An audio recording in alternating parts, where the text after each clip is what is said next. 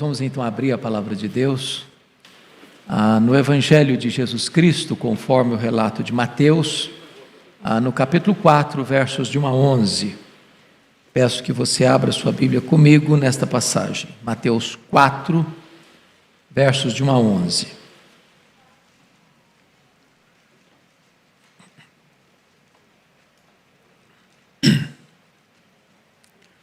Está escrito o seguinte: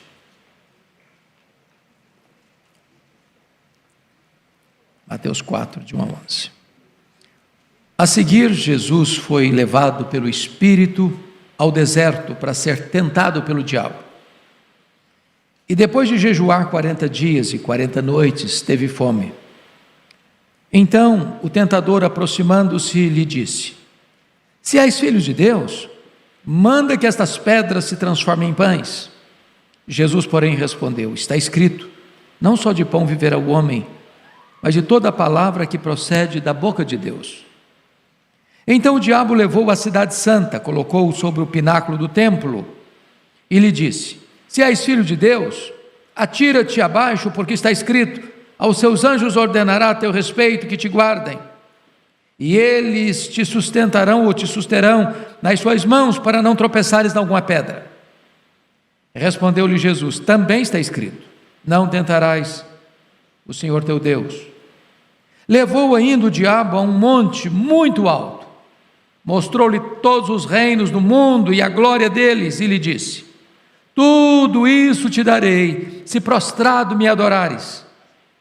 Então Jesus lhe ordenou: Retira-te, Satanás, porque está escrito: ao Senhor teu Deus adorarás, e só a Ele darás culto. Com isto, o deixou o diabo, e eis que vieram anjos e o serviram. Amém. Irmãos, este episódio da tentação de Jesus está relatada nos 3 evangelhos sinóticos: Mateus, Marcos e Lucas. Há algumas nuances importantes a serem destacadas nestes 3 registros. A primeira coisa que somos informados é que nenhum dos evangelistas disse graficamente que Jesus orou nesses 40 dias. Os 3 evangelistas afirmam que Jesus jejuou. Implicação óbvia é que ele deve ter orado, porém não está registrado.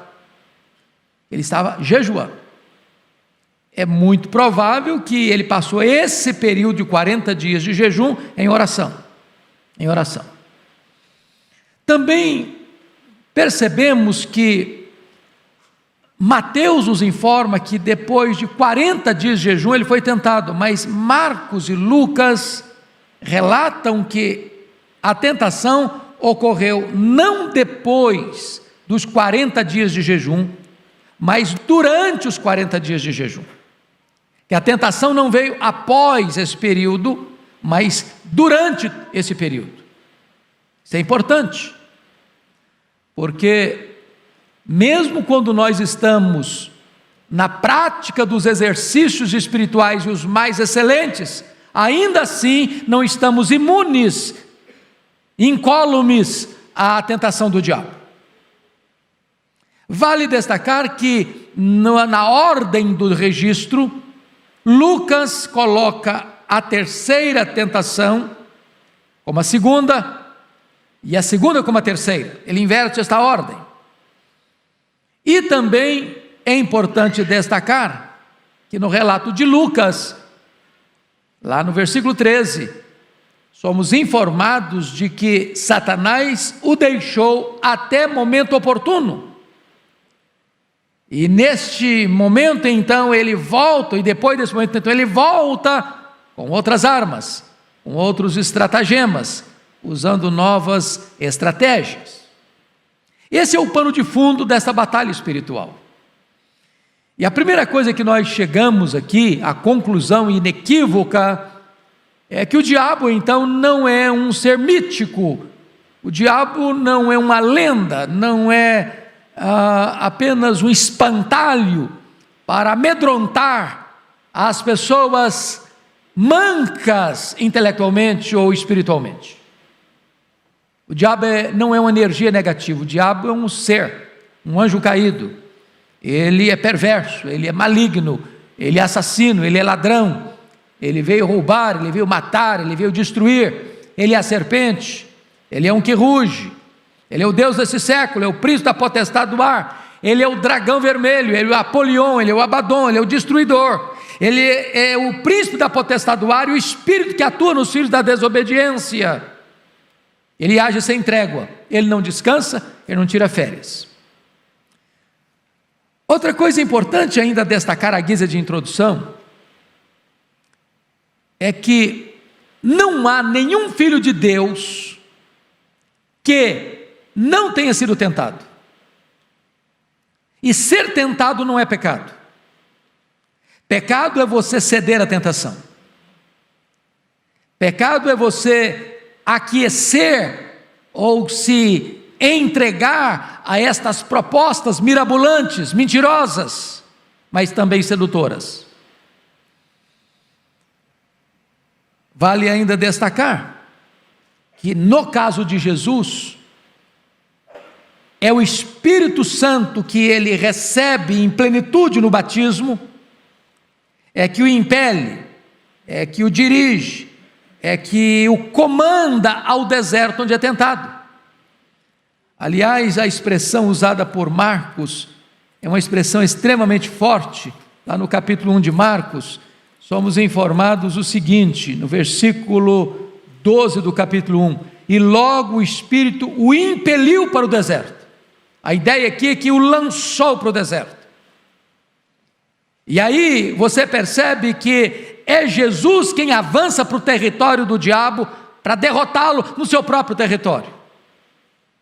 E na verdade Jesus aqui não é aquele que é atacado, é Jesus quem ataca o diabo no seu próprio território. Mas ainda, irmãos, e eu quero fechar aqui a questão na minha introdução, é que a tentação, ela vem nas horas mais esplêndidas da sua vida. Jesus está saindo do Jordão, do sorriso do Pai, onde o Pai afirma publicamente: este é o meu filho, o meu amado, em quem eu me deleito. E Jesus sai do sorriso do Pai para a carranca do diabo.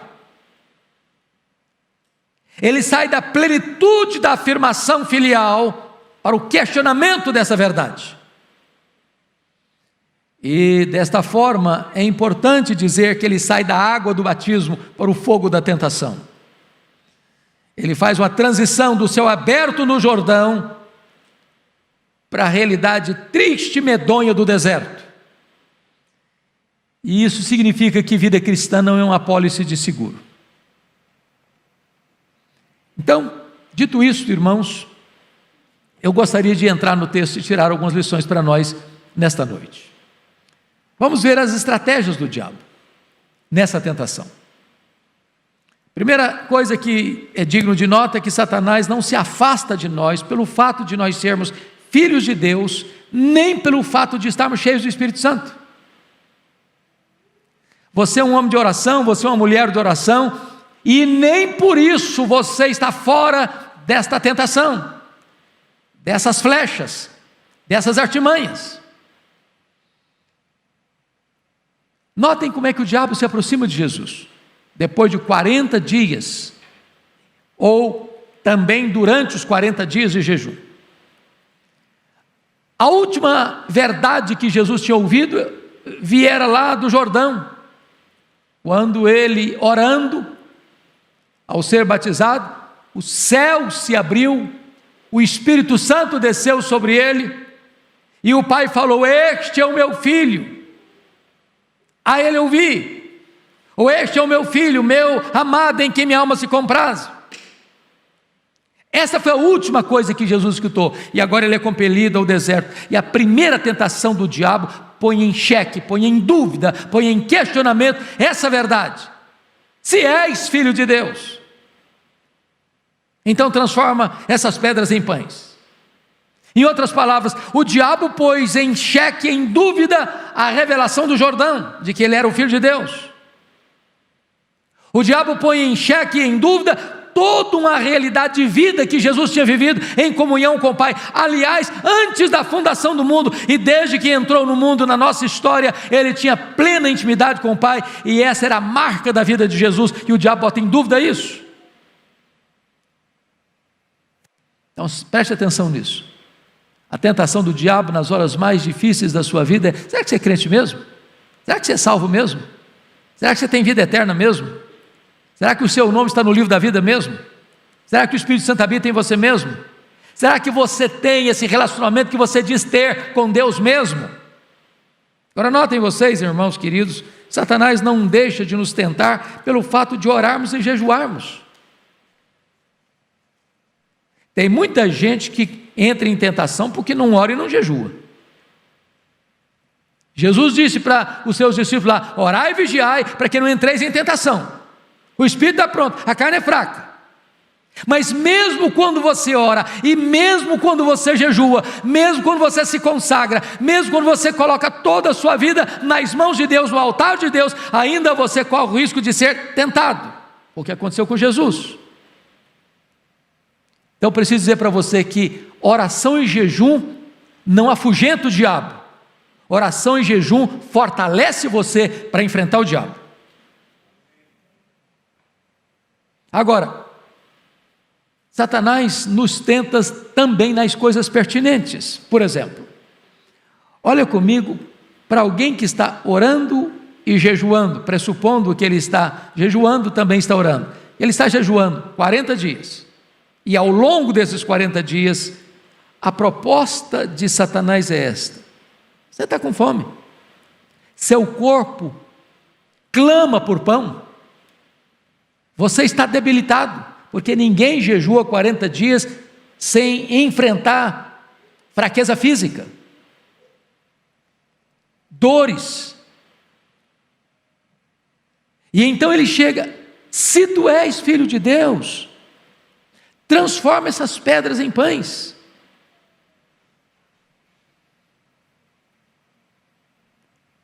Ele aproveita a circunstância, como aproveitou a circunstância de Davi andando no terraço do palácio para ver uma mulher nua, como aproveitou uma barra de ouro diante do ganancioso e avarento Acã, como aproveitou a circunstância de Pedro seguindo Jesus de longe para tentá-lo e derrubá-lo. Mas o diabo nos tenta, meus irmãos, naquilo que nós chamamos de ponto forte e ponto fraco. Se eu poderia usar essas expressões para Jesus, eu diria que o ponto forte era a consciência de que ele era o Filho de Deus, e o ponto fraco, se poderíamos dizer isso, é que ele estava com fome. E a questão é: se você é filho de Deus, então transforma essas pedras em pães. O ponto forte de Pedro é: Senhor, antes que todos te abandonem, eu jamais. Aí ele começa a escorregar. É por isso que Paulo entendeu isso e diz: quando eu sou fraco, aí é que eu sou forte, porque quando eu reconheço que eu sou fraco, eu me agarro na graça de Deus e eu não confio em mim mesmo. O diabo está questionando aqui, irmãos, é a bondade de Deus. Se Deus é bom, por que você está com fome? Se Deus ama você, por que você tem apuros? Se Deus é fiel, por que você está doente? Se Deus é amor, por que você perdeu o seu emprego? E ele vai jogando essas setas, ele vai jogando essas dúvidas na sua mente para tentar capturar você, usando as circunstâncias que você está vivendo. Se você perceber, ele usa circunstâncias adversas. Jesus estava num deserto, Jesus estava com fome, Jesus estava sozinho e Jesus estava rodeado de feras. Todas as circunstâncias são hostis. E ele pega exatamente este panorama, ele pega exatamente este cenário para tentar Jesus, diante de uma necessidade real que Jesus estava enfrentando. O que o diabo está sugestionando a Jesus é o seguinte: abandona a sua dependência de Deus. Se você tem poder, se você faz milagres, se você faz prodígios, se você tem essa capacidade, não passe necessidade, não passe apuros. Atenda você mesmo, supra suas próprias necessidades, não se reprima, não se contenha. Não tenha milindres de cuidar de você mesmo e atender às suas próprias necessidades. Faça alguma coisa por você mesmo. Essa é a proposta, essa é a tentação. Mas mais do que isso, meus irmãos, eu acho que o diabo sugere a Jesus a resolver o problema econômico de um povo faminto. Veja você que ele está sugestionando ou sugerindo para Jesus o seguinte: olha, tem um povo faminto lá no vale. Esse povo é oprimido. Esse povo está sendo massacrado politicamente. Esse povo vive oprimido por Roma. Esse povo trabalha meia com o governo. Esse povo não aguenta mais trabalhar e passar necessidade. Se você fizesse milagre, transformar pedras em pães, esse povo vai seguir você. Você vai ter um reino de milagres. Você vai ter um reino político. Vai ter um reino de domínio. Você vai subjugar Roma. Mais do que isso, o diabo sugere a Jesus satisfazer imediatamente os seus desejos. E como Jesus reage a isso? Está escrito: nem só de pão viverá o homem, mas de toda a palavra que procede da boca de Deus. As sugestões do diabo podem ser muito atraentes, podem oferecer muitas vantagens. As maçãs do diabo são todas bonitas, mas elas têm bicho. Cuidado, muito cuidado. Mas, em segundo lugar, confira comigo que uma vez que Satanás ou o diabo percebeu que Jesus tinha compromisso com a palavra e citou a palavra para ele, agora ele muda de tática. Ele sai desse campo das necessidades físicas e materiais e entra para o campo da tentação religiosa. E aí começa a citar a Bíblia. Sabe, irmãos, não tem nada mais perigoso do que Satanás com a Bíblia na mão. Ele é um péssimo exegeta, ele é um péssimo hermeneuta, e ele vai torcer a palavra para usar a palavra não para salvar, não para consolar, não para edificar, não para instruir, mas para tentar. E palavra de Deus na boca do diabo não é palavra de Deus, é palavra do diabo. Porque palavra de Deus na boca do diabo não tem correta interpretação. Palavra de Deus na boca do diabo é palavra torcida, e palavra torcida não é a verdade, é uma mentira. Então diz a Bíblia que Satanás levou Jesus ao pináculo do templo em Jerusalém, era o ponto mais alto, e disse: lança-te daqui para baixo. Você me citou a Bíblia? Deixa eu citar também, está escrito lá no Salmo 91, lança-te daqui para baixo, e ele vai te guardar, você não vai tropeçar em pedra nenhuma. Agora, vejam vocês, que quando Satanás citou a Bíblia, ele omitiu uma parte: para que te guardem em todos os teus caminhos. Essa parte, em todos os teus caminhos, Satanás omitiu. Ao omitir essa frase do Salmo 91, ele adulterou o texto. Ele está prometendo o que Deus não prometeu. Porque Deus promete livrar você quando você anda nos seus caminhos, em todos os seus caminhos, mas Deus não tem nenhuma parceria nem com você, nem comigo, com as nossas loucuras. Quando você está fora do projeto de Deus, quando você anda na contramão da vontade de Deus, quando você anda na rota de colisão da desobediência, Deus não tem promessa de guardar você nesse caminho, não. Então Satanás não estava querendo que Jesus exercitasse fé, ele queria que Jesus exercitasse presunção, e presunção é o contrário da fé. Foi por isso que Jesus respondeu para ele: também está escrito, não tentarás o Senhor teu Deus. Presunção é tentação, é querer se mostrar, é querer mostrar que você é grande, que você é poderoso, e tira daí então a dependência de Deus e a fidelidade às Escrituras.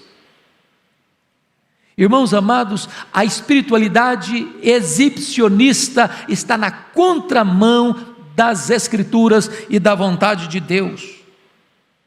Em outras palavras, é quando o diabo quer levar você a pecar contra Deus, confiado na graça. Mas essa graça não é a graça que justifica o pecador, é a graça que justifica o pecado, é a graça que induz você a pecar, dizendo, não, Deus vai livrar você, não pode entrar nessa que você sairá bem, Deus vai socorrer, na hora H você vai ver que chegará o livramento, então pode fazer, pode pecar, pode usufruir, pode beber essas taças, todos os prazeres, não vai ter problema não vai ter consequência não, Deus vai te livrar dessa, Deus vai livrar você de cair, de tropeçar, de se machucar, e aí está induzindo a pessoa a pecar contra Deus, pressupondo que Deus vai salvá-lo nas suas loucuras de desobediência e presunção.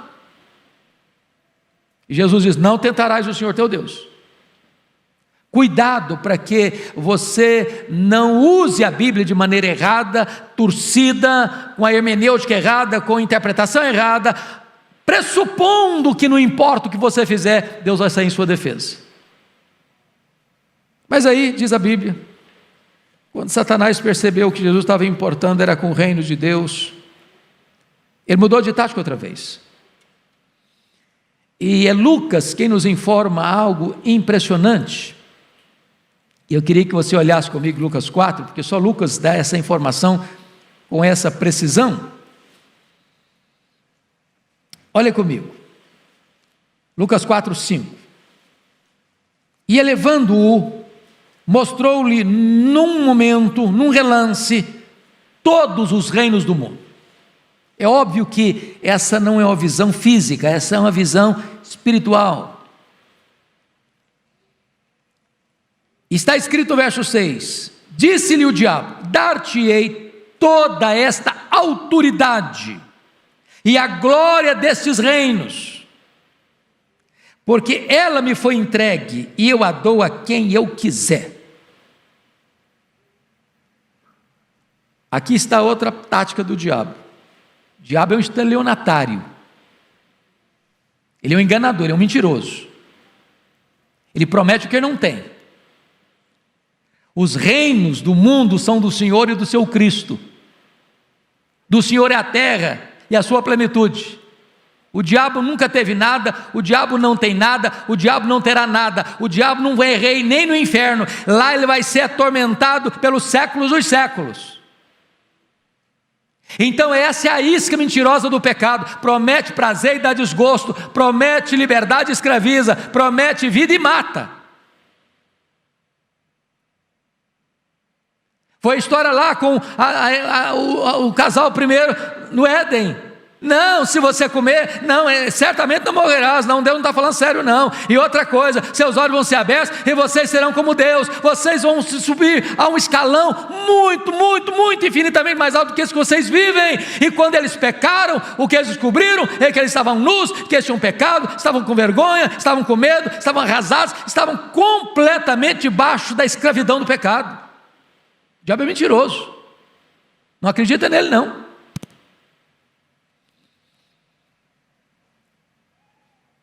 Agora prestem vocês atenção comigo, porque agora ele não mais tem sutileza.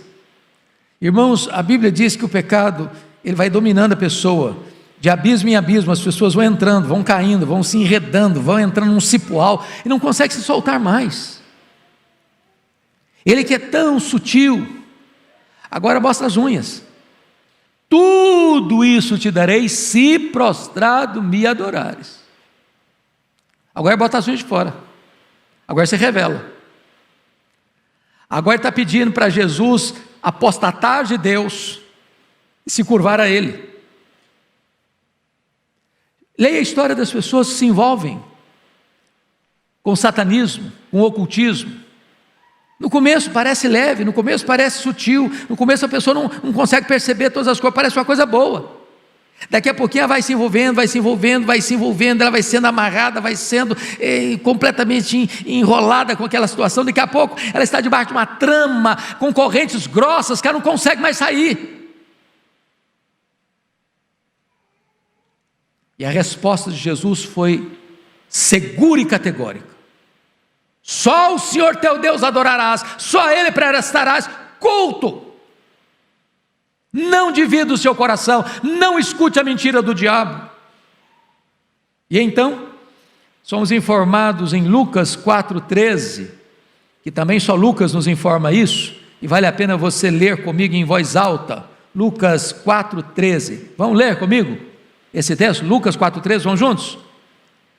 Passadas que foram as tentações de toda sorte, apartou-se dele o diabo, até momento oportuno. Tentações de toda sorte. É claro que os evangelistas narraram esse aspecto específico, mas deve ter tido outras, durante aqueles 40 dias.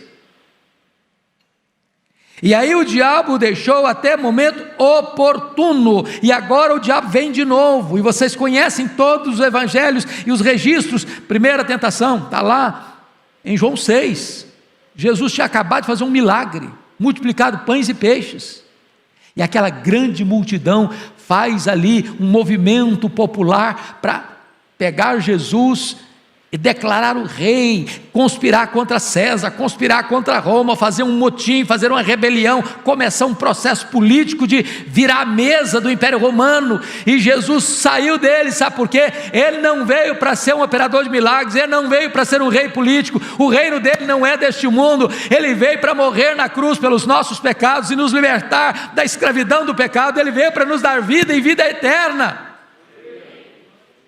Agora o diabo usa a multidão, mudou de tática.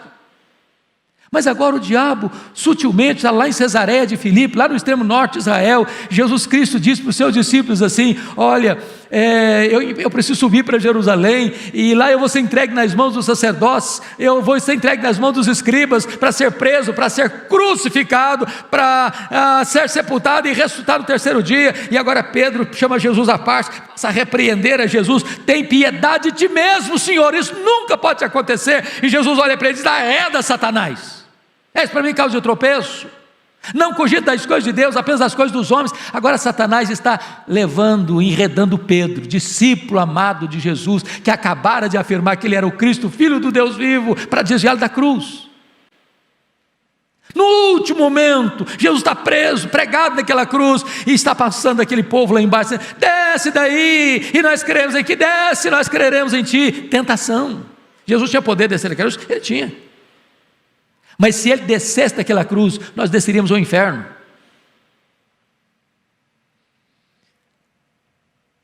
Amados irmãos, nós temos que ter cuidado, porque depois de uma vitória, você não pode ensarelhar as armas, você precisa continuar vigiando, porque ele vem com outras armas, com outras estratagemas, usando circunstâncias diferentes e pessoas diferentes para nos tentar. Mas eu quero concluir. Como é que você vence a tentação do diabo? Como é que você vence o diabo? Primeira coisa que eu chamo a sua atenção é a necessidade de ter uma vida de oração, uma vida de jejum, uma vida de comunhão com Deus. Irmãos, se nós não vivermos na presença de Deus, nós não teremos forças para enfrentar o inimigo. A questão não é a presença do diabo, a questão é a ausência de Deus. Deus nunca nos mandou na sua palavra ter medo do diabo. A Bíblia nos manda a temer a Deus, a sujeitarmos-nos a Deus e a resistir o diabo. Mas para resistirmos o diabo, nós precisamos conhecer a intimidade de Deus. Segundo lugar, nós precisamos, meus amados irmãos, ter uma vida cheia do Espírito Santo. Jesus estava cheio do Espírito Santo e ele foi compelido a esse deserto onde foi tentado. Se você não estiver cheio do Espírito Santo, você está cheio de você mesmo. E se você estiver cheio de você mesmo, ou cheio de pecado, ou cheio de impureza, ou cheio de maldade, ou cheio de cobiça, ou cheio de outras coisas mais, você não terá munição para enfrentar o ataque desse inimigo. Terceiro, você precisa ter a Bíblia na sua mente, no seu coração e nos seus lábios. Irmãos, é espantoso ainda hoje, com tanta riqueza que nós temos de literatura na mão, tantos crentes rasos de Bíblia, rasos, analfabetos quase. E tem hora, varão, que não dá para você ir lá no Google para fazer uma consulta. Tem hora que não dá para você abrir uma chave bíblica, uma concordância bíblica para saber onde está um versículo. Tem hora que você não tem prazo na sua biblioteca, nem ligar para o pastor: ô pastor, como é que é aquela referência assim? Não dá. Tem hora que ou você tem a Bíblia na sua mente, no seu coração, ou você fraqueja. Irmãos amados, tem crente que quem conhece sem piadas, e compartilha todas as suas redes sociais, mas não sabe um versículo da Bíblia. É hora da gente decorar a Bíblia, irmãos. Nós estamos vivendo um cerco. Está chegando um tempo perigoso. E tem hora, varão, que ou você tem a Bíblia no seu coração, na sua mente, como disse Jesus: está escrito, está escrito, está escrito. E Jesus não tinha um rolo talvez ali para consultar, aqui estava na mente dele, estava no coração dele. E é hora de você, meu irmão, gastar menos tempo com tanta coisa e começar a ler mais a sua Bíblia, a decorar versículos da palavra de Deus e ter isso na sua mente e no seu coração. O que disse o salmista? Guarda a tua palavra no meu coração, para não pecar contra ti. É guardar a melhor coisa, a palavra, no melhor lugar, no coração, com o melhor propósito, para não pecar contra Deus. Mais do que isso, irmãos, se nós quisermos ter uma vida de vitória, nós temos que ter uma atitude de resistir o diabo. Resistir o diabo significa você não flertar com o pecado, você não paquerar a tentação, de você não abrir uma brechinha para conversar com o diabo. Você conhece aquela ilustração infantil? Se você abrir uma brechazinha, ele bota o pé. Se você abrir mais um pouquinho, ele bota o outro pé. Se você abrir mais um pouquinho, ele bota metade do corpo. Daqui a pouquinho ele está dentro da sua casa, dentro do seu coração. Como é que você vai fazer? Perguntaram para uma menininha de escola dominical um dia: e se o diabo bater na porta da sua casa, o que você faz? Eu falei: eu vou chamar Jesus para atender. Chama Jesus para atender. Não tenta dialogar com ele, não. Não tenta dar uma de Eva com ele, não. Você precisa ter a palavra na mente, e você precisa ter vida de intimidade com Deus. Você precisa estar cheio do Espírito Santo. Você precisa resistir o diabo, e ele fugirá de vós, diz a Escritura. Que Deus nos ajude. Porque quando Jesus vence o diabo, cheio do Espírito Santo, ele retorna para Galileia, e lá ele começa o seu ministério, e ali as coisas acontecem, e diz a Bíblia que ele sai andando e libertando os oprimidos do diabo. Os cegos começam a ver, os surdos começam a ouvir, os mudos começam a falar, os coxos começam a andar, o evangelho é anunciado, e o poder de Deus se manifesta, porque Jesus venceu a batalha. Agora, queria que você ficasse em pé. E você dizia: e comigo, pastor? Eu sou fraco, eu sou limitado, a minha situação comigo é diferente, como é que eu faço? Como é que eu venço essa tentação? Então você vai ler comigo Hebreus 2, 17 e 18, e com esses dois versos nós teremos encerrado esta meditação. Hebreus 2, 17 e 18. Em voz bem alta, bem clara, bem sonora, bem eloquente. Toda a igreja, por favor, vamos juntos?